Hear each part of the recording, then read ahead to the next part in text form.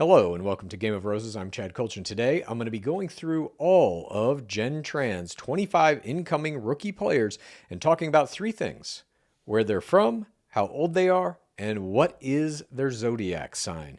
So these statistical categories, some of them mean more than others. Some of them mean nothing. They're only interesting to me. But I think that it will be fun to go through these as we're about to prepare for Jenn Tran's historic Bachelorette Season 21 that premieres in a matter of few days here on July 8th. So let's start with, where are all of these 25 incoming players from? Now, we've got a map here of the United States, and as you can see, most of these players are from the coastal regions. You can see there, Jenn Tran is from Miami herself. We've got one player from Miami, three players total from Florida, and then it kind of goes up the eastern seaboard there, all the way up into Albany, New York, New York, New York. You can see you've got five players from California out on the West Coast. Very few players from the middle of the country here, although we do have one player from Dallas, Texas, and two from Houston, Texas. Obviously is a very important place in the history of our beloved game, especially Dallas. We call it the source here at Game of Roses because it's produced so many superstars and so many kind of pillars of the game. Sean Lowe is from there. Rachel Lindsay is from there. The excommunicated former host Chris Harrison is from there. So on and so forth. The list goes on. I'm from there. But here we see something kind of interesting, I think, that the idea that players need to be in the same place to potentially avoid disaster is certainly weighing very heavy on Bachelor Nation right now, with the dissolution of the golden wedding that became the golden divorce between the first Golden Bachelor, Gary Turner, and Teresa Niss, his ring winner. They supposedly divorced because they couldn't get together on where they should live. So if you take that problem out of the equation, which is what they do in Love's Blind, or supposedly do, they obviously fly in some players who are kind of ringers who don't live in whatever city they're shooting that show. But the basic premise of that show is that they are all from the same city. So it kind of eliminates the problem that when the reality show is over, when the fantasy is gone, how do you really settle down and figure out where you're going to live and start a life together? That problem's already taken care of on Love is Blind, or at least theoretically. Here in Bachelor Nation, that is not the case. She's got one guy from the city she claims to be from. And also, I should mention, all of these are the hometowns that ABC is putting in their bios. Who knows where they're actually really from or where they want to move, et cetera, et cetera. Many leads, we know, move to Los Angeles. Many more move to New York or Nashville. And so that may be the case here with Jenn Tran too. After she comes out of the Bachelor machine and she gets an Instagram follower count that probably is going to be, I would guess, settling somewhere around 700 to 800,000 at the end of her season. Is she going to want to come to LA and give the influencer thing a shot? Very likely, I think. And so which of these guys would be willing to move there for her? We see we've already got one player from Los Angeles, one from Santa Monica. Those are both Los Angeles, and a couple from San Diego, Carlsbad and San Diego. So we'll see if this has anything to do. Oh, and also two players from north of the wall, I should mention, from Vancouver and Toronto, respectively. Canadian players do very well in our beloved game. Caitlin Bristow, of course, one of the greatest bachelorettes to have ever lived, is from Canada. Blake Moynes, who I think is back in the conversation currently to maybe be the next Bachelor. If nobody out of this Jenn Tran season really pops and shows that they can carry a show by themselves, I think Blake Moynes is at the top of that list. He's Canadian.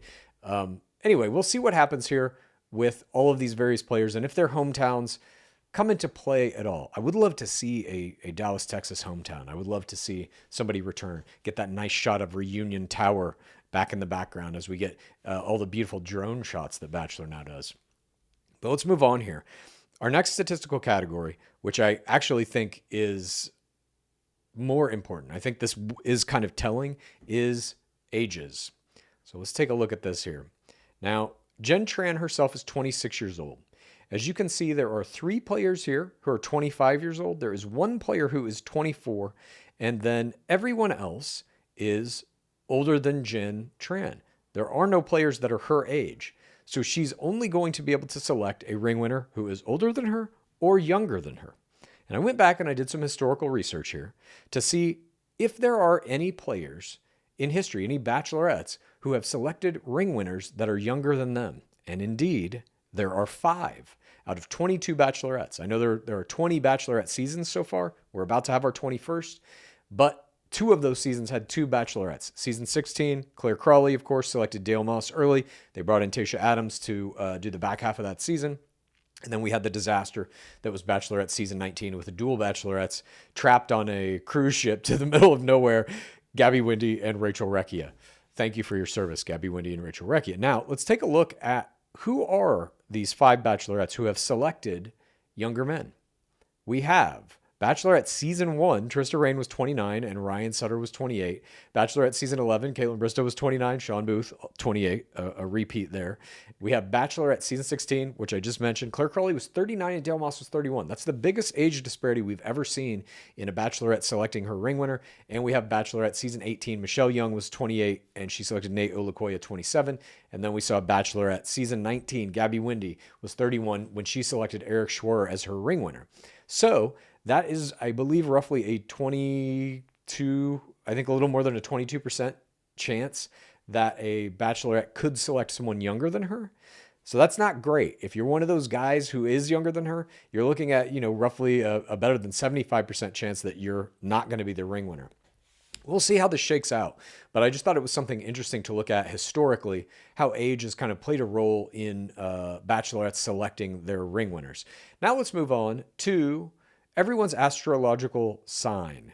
I think this is, I don't know, this is a fun one. I don't know how accurate it is or if it's going to mean anything, but as we see here, Jenn is a Sagittarius herself. And so she's spontaneous, positive energy. She likes to explore. She's kind of go big or go home, falls in and out of love quickly, which is going to be good for the Bachelor, I think, because she's got to do it quickly. She's got 2 months, roughly, about 8 weeks over the course of the shooting schedule. But we know that Sagittarius, being a fire sign, is going to be compatible with other Sagittariuses, Aries, Leos, and all the air signs, Geminis, Aquarius, Libra. Sad to say, I see no Geminis on this list. I take that as a personal affront. But there are a lot of, Libras, Aquarius, Leos, other Sagittarius, Aries. She's got a wide range of signs that she's very compatible with. The only person on this list that I think may be in trouble here is Mose Smith, who is a Virgo.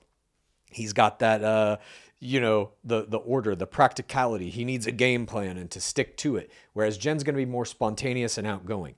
Those two personalities don't necessarily go well together. And this is by no means to say that it specifically about who she's going to choose as her ring winner. This is also about her on-screen chemistry with all of these people. Because as we know, most leads know who's going to be in their top 3, if not win their ring at the end of night 1.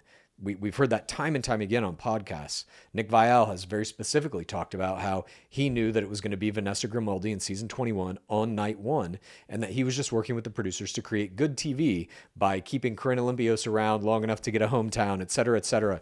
Or in that season, Rachel Lindsay has talked very openly about on podcasts that she thought she was cast specifically to be the first Black Bachelorette. And so, of course, she gets a long run through that. But Nick knew on night 1 he was not going to give her the ring. Yet she gets a hometown. She makes it all the way to playoffs that season. So a lot of what is going on here is also the chemistry with the lead.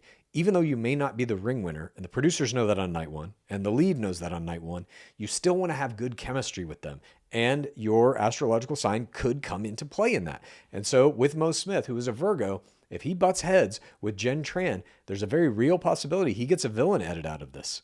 I don't know. Time will tell. We shall see very soon. But I thought this was just an interesting thing to take a look at and see if it plays a part. We're going to know very soon, again, in just a matter of days on July 8th, as Jenn Tran season premieres, and we get to see if their ages mean anything, if their hometowns mean anything, and if their astrological signs mean anything at all in terms of what kind of success or failure they might find in this historic season, which we will be covering every episode of here at Game of Roses, and we hope you will join us for all of them.